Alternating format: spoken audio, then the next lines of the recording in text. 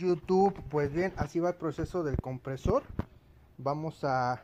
Ahorita ya barrenamos esta parte de acá para afianzar lo que es el compresor.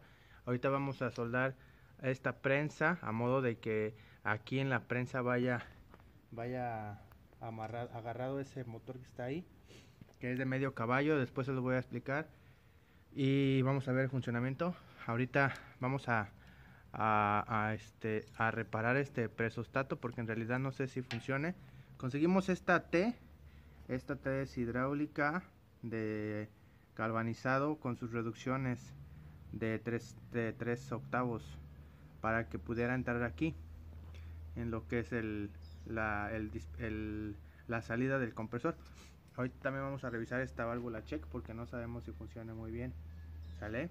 Bueno, pues voy a soldar esa parte de acá, esta abrazadera, y vemos cómo queda y ya presentamos todo. ¿Sale? Sale, banda.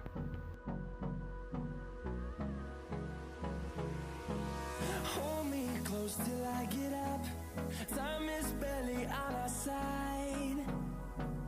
I don't wanna waste what's left.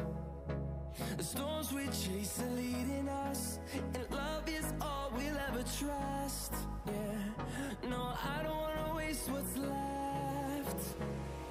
And on we'll go, through the wastelands, through the highways, till my shadow turns to sun rays.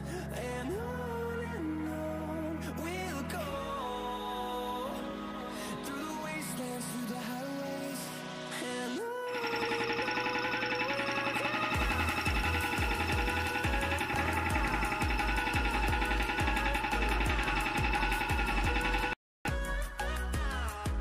Está ya girando bien. Le adaptamos su tensor de la banda aquí abajo. Ya la banda ya está más tensada. Paro, arranque.